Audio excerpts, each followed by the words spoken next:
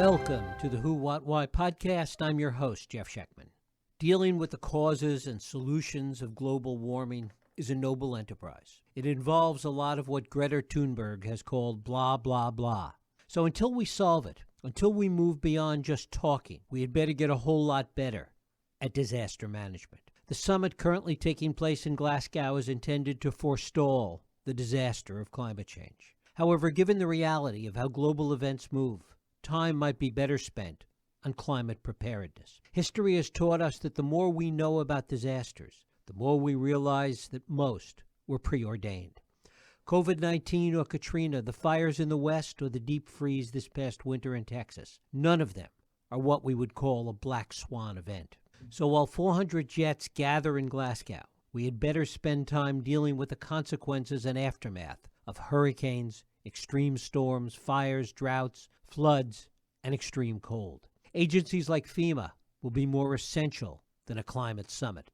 Therefore, the business of disaster management should be our number one priority, just as it's been for my guest, Dr. Samantha Montano. Samantha Montano is currently an assistant professor of emergency management at the Massachusetts Marine Academy. She holds degrees in emergency management and writes about the intersection of disasters, climate change, gender, and media. She's written for numerous publications. Her book is Disasterology, Dispatches from the Front Lines of the Climate Crisis, and it is my pleasure to welcome Dr. Samantha Montano here to the Who, What, Why podcast. Thanks for having me. Well, it's great to have you here. Talk about this idea that so many of the crises that we face, many that you write about, are things that could have been, if not literally predicted, at least easily imagined, and yet we never seem to be appropriately prepared. Yeah, very often after major disasters, there is a narrative that forms in mainstream media or among politicians, which states nobody could have seen this coming. It's not our fault. We weren't prepared for this. Nobody expected this to happen. In reality, we can look back at risk assessments that local emergency management agencies have put together, threat analyses that FEMA has done. We can look at, the work that scientists and other academics have done, and almost always you can find somebody who was warning about nearly that exact scenario. So this idea that we can't predict these disasters really isn't true. And honestly, it's a convenient way out for politicians, elected officials to excuse the lack of resources that they've put towards preparedness efforts in advance. And yet there's a kind of cognitive dissonance in that, because those are the very people that could benefit in terms of a positive public response if we were prepared, if we did have the ability to better deal with these events. Yeah, you're right.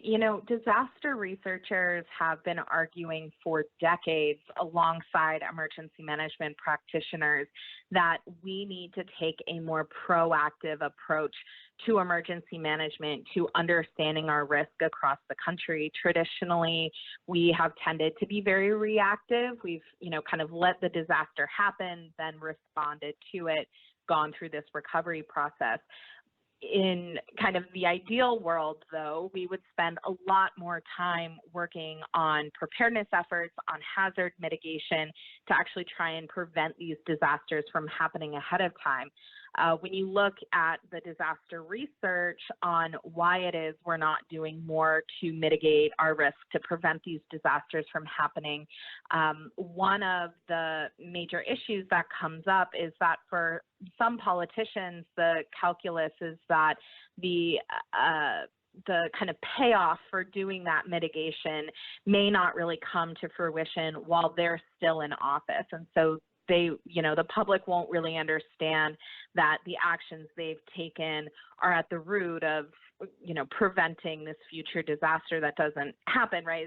And so it kind of puts politicians in a tricky position there where they don't really see how that could pay off politically.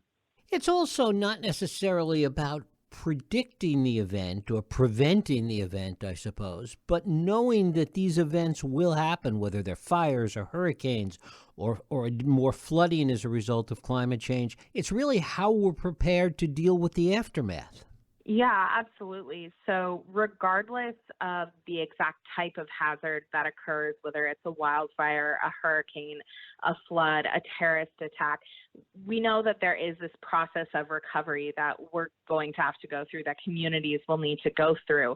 And that recovery process actually looks relatively similar regardless of what that actual hazard is. There's some kind of logistical differences in terms of the extent of rebuilding that may need to happen, or kind of the approach you take in terms of materials. But the overarching need for a community to go through a recovery is quite similar. And because of that, we know, or we see from disaster to disaster, that some of the same problems are arising time after again. So we know from research and experience that coordination and communication during the actual recovery is a huge challenge and can really slow down that recovery process.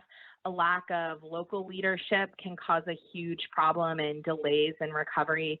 A lack of financial resources coming into a community, the challenges that individuals have as they try to navigate this really complicated recovery program, kind of bureaucracy, navigate through this red tape, trying to access funding from FEMA or for insurance companies.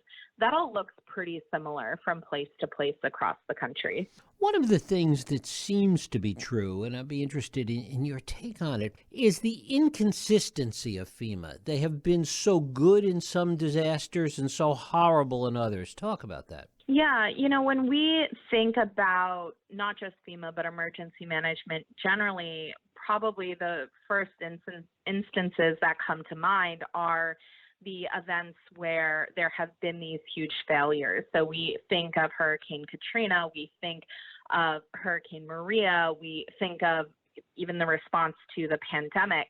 And what we don't think as much about, for maybe obvious reasons, are the day-to-day emergencies that happen across the country every single day that we actually respond to really well. In your local community, when there is a major traffic accident or an apartment complex burns down, there generally are resources there to meet those needs. Local first responders have trained on these kinds of scenarios. There are resources locally to come in and support. Local nonprofits will come in and help. And communities kind of move through those events relatively quickly.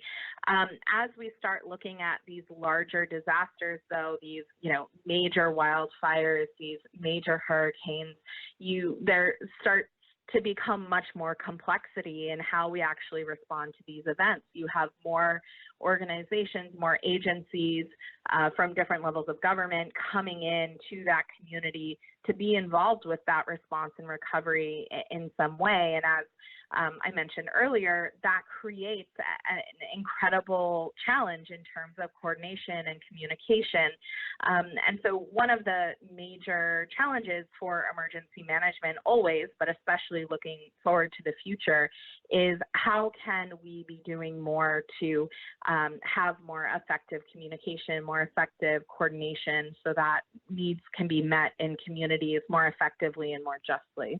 In some ways, more emergencies, which we seem to be having lately in large part due to climate change, more emergencies should make us better prepared and more on our toes to deal with these things.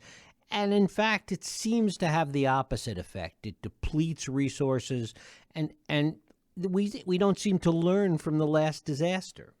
Yeah, certainly as, communities are experiencing these kinds of disruptive events with greater frequency, or at least, more severity in some cases, it's certainly the case that organizations and agencies, but even individuals that are experiencing these events, are gaining a tremendous amount of disaster experience.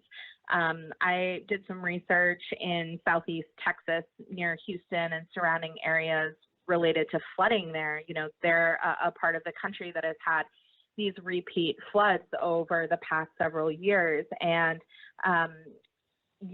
the volunteers that I met there had gotten used to having to respond when these flood events happened. There was kind of a process that had emerged that they went through repeatedly of, well, it's flooding, we need to go open the shelters, we need to go knock on our neighbors' doors who we know need help evacuating. And so there was certainly kind of a culture and a learning within that local community. At the same time, folks there, as in other parts of the country that have experienced repeat disasters, are tired.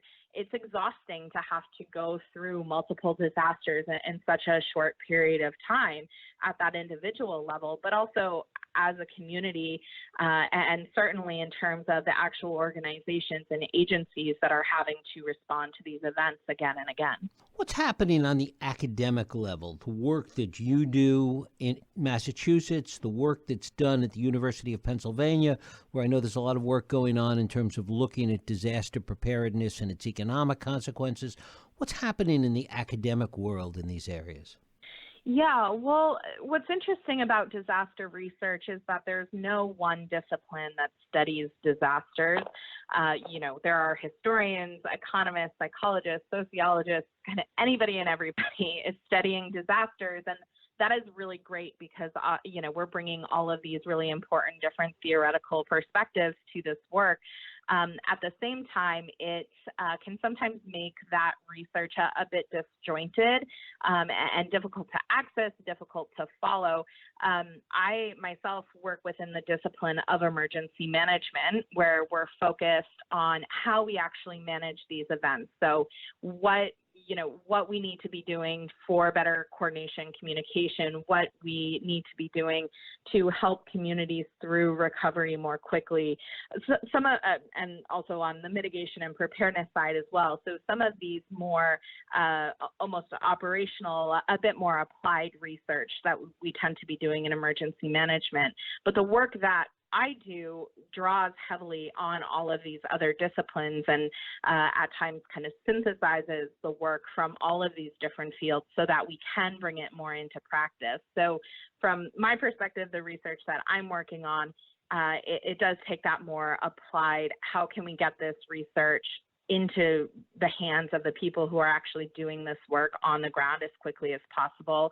And also, what recommendations can we make in terms of policy, particularly at the federal level, to try and make changes to this system as we look forward to increasing risk in the future. Is there a global perspective to this? Can we look around the world and see other potential best practices in other countries? Yeah, certainly disasters are something that is studied across the world. There are, different countries take different approaches to managing disasters. Japan, for example, is kind of known as having a much stronger culture of preparedness than we do in the United States. Certainly there are other countries like Australia and New Zealand who have advanced emergency management systems in the way that we do in the U.S. At the same time, there are, pretty significant cultural differences. So we do see a sharing of ideas across countries. But there isn't, I would say there's not one country who is necessarily doing emergency management perfectly. Talk a little bit about what we learn from past disasters. Which disasters of the many that you write about have we learned the most from and really been able to apply to events in the future? Yeah, that's a great question.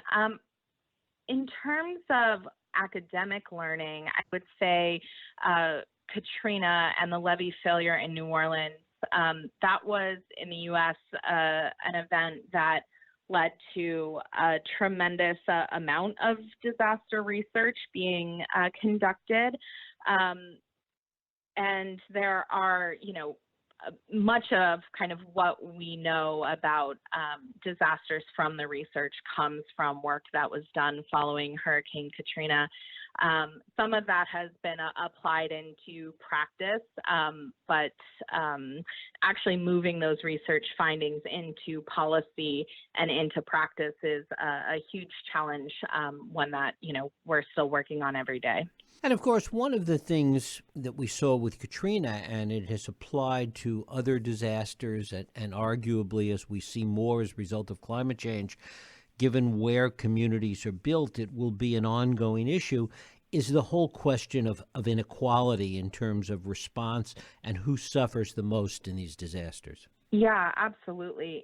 That was one of the huge findings from the body of work on Katrina, which was that not everybody experienced the same impacts. You can see disparity in terms of who actually died during Katrina, right? It tended to be people who were elderly were more likely to die in the flood. But you can also see that in terms of who was able to evacuate, who had access to a car, who had the money to be able to go and pay for a hotel room to stay at, who had a job, who they were able to take time off to evacuate. And then you can also see how inequality shapes what the actual physical vulnerability of different communities are. Again, going back to Katrina, you have this difference between which neighborhood is flooded. You have the white, affluent, uptown neighborhood not taking on water. They're higher up as compared to the lower Ninth Ward, which had, up to 18, 20 feet of water in some parts. And so, there's a long history that led to who was living in each of those neighborhoods. And then in the recovery as well, you can see which neighborhoods were able to recover more quickly than others. You have the whiter, wealthier Lakeview neighborhood that, although they had extensive damage from the flood, were able to generally move through that recovery process more quickly as compared to the Black lower Ninth Ward neighborhood, where there are still people who were unable to get through that recovery process and still haven't rebuilt today. Given that we know this, given that oftentimes it is lower income neighborhoods, places like the Ninth Ward, that will suffer the most damage, particularly in floods and other natural disasters as well, is there something that we should be doing that we're not doing, either from a practical perspective or a policy perspective, with regard to planning for these disasters, knowing that certain neighborhoods, certain communities will suffer more? Yeah, absolutely. I think when we're thinking about planning efforts, the first thing we need to be really cautious about is not planning as though every community will experience the disaster in the same way, or that every community will have the same resources to respond. It's not enough for an emergency management agency to have a evacuation plan for their city. They need to really understand how people living in different neighborhoods will actually be able to evacuate if that order is given, right? There needs to be a plan in place for assistance through, public evacuations, and these other kind of elements of evacuation programs put in place ahead of time to actually meet the needs of each community. In addition to that, we also need to see much more inclusion of local community members in planning efforts. Traditionally, in emergency management, planning efforts have been done by emergency managers, by elected officials, and the profession of emergency management is very rarely reflective of the local community. Historically, it's tended to be white, older men with military first responder backgrounds that work in emergency management agencies.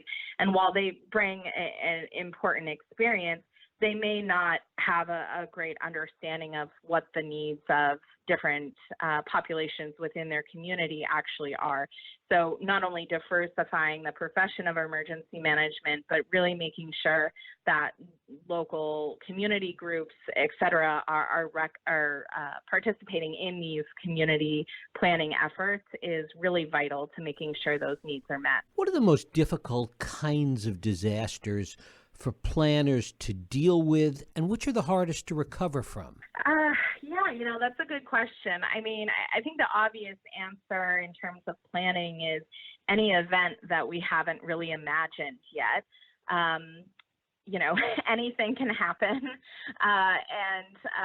We, like I said at the start of our conversation, almost always we have a good sense of what can happen, but we can be surprised. So planning for the unexpected is certainly a challenge. Something more tangible, though, is even just thinking about how emergency management agencies had to rework their emergency management plans at the outset of the pandemic, right? Responding to a wildfire, responding to a hurricane in the middle of a pandemic was not necessarily a scenario that had been explicitly planned for in many communities, right? And so certainly having to rework those plans for other disasters that have happened during the pandemic was kind of a unique challenge. In terms of what is most difficult to recover from, I would say, there are certainly major catastrophic scenarios which, would be really difficult to recover from. But I would say kind of on a more likely scenario, when we see communities that have been through multiple disasters in a short period of time, places like Lake Charles in Louisiana, I think those recoveries can really be more difficult than if you only have one event occur, right? You get stuck in this cycle where you cannot get through recovery before the next disaster happens. You're in a place, Lake Charles is, a city that doesn't capture a lot of national media attention. There isn't, this groundswell of support going into their community a year, 2 years after disasters have happened there in the way that we saw in New Orleans post-Katrina. So I actually think those disasters that are happening repeatedly in kind of smaller cities, small towns across the country can be some of the most difficult to actually recover from. How do disaster planners think about people versus property in terms of how they mitigate and triage a disaster? Both are important as emergency planning efforts are conducted. Ideally, we are placing the most importance and the priority on saving lives, but there is an extensive amount of work that goes into planning for the protection of property as well. Really, this kind of goes back to this issue of mitigation and really wanting to have this reorientation in the field of really focusing on hazard mitigation. There's a statistic that it gets thrown around a lot in the emergency management world, which is for every dollar we spend on hazard mitigation, the federal government saves $6 in response and recovery efforts. The part of that statistic that kind of gets left out of that economic argument are the lives that are saved and the mental health toll that is saved by preventing these disasters ahead of time. Talk about the mental health aspect and how much of the work of FEMA and other planning agencies goes into thinking about dealing with the aftermath, the mental health aftermath of these disasters. Yeah, that was another, I think, important lesson following Hurricane Katrina, and one that was studied pretty extensively after Katrina, is this mental health component. We tend to think about the trauma of actually going through the event, but from looking at the research, we actually see that post-disaster in that recovery time period, because of how long that process can drag out, because of how difficult it is, how much disruption in the long term, there is for people. We see, at times we see increases in suicide rates. We see increases of medical issues related to increased stress. We see an increase in domestic violence. So again, kind of these rippling repercussions, not only from the actual response to the disaster itself, but into the recovery. We've also seen in the wake of Katrina that there is a greater emphasis on mental health from formal first responder agencies, from FEMA, from the Red Cross even. And it's definitely a kind of a growing component, I would say, of emergency management. And finally, is there a sense in the disaster preparedness community, the people that you interact with, your colleagues, that given climate change right now, things are going to get so much worse? Yeah, certainly. I mean, you know, when you talk to emergency managers across the country, they are on the front lines of these climate-related disasters that are happening. You know, they're seeing it, whether it's sea level rise on the East Coast or changes in hurricanes along the Gulf Coast or river flooding in the Midwest or wildfires and drought out west, right? There's no part of the country that is not being affected by these disasters, and emergency managers, as the people in their communities that are supposed to be dealing with these disasters are, you know, don't have any illusions about what is happening. Sometimes I think they're in a difficult political situation in some parts of the country as they try to explain how this risk is changing over time, but certainly as people on the front lines, there's no illusion as to what's happening. Dr. Samantha Montano. Samantha, I thank you so much for spending time with us here on the Who, What, Why podcast. Thanks for having me. Thank you. And thank you for listening and joining us here on the Who, What, Why podcast. I hope you join us next week for another radio Who, What, Why podcast. I'm Jeff Sheckman. If you like this podcast, please feel free to share and help others find it by rating and reviewing it on iTunes. You can also support this podcast and all the work we do by going to whowhatwhy.org/donate.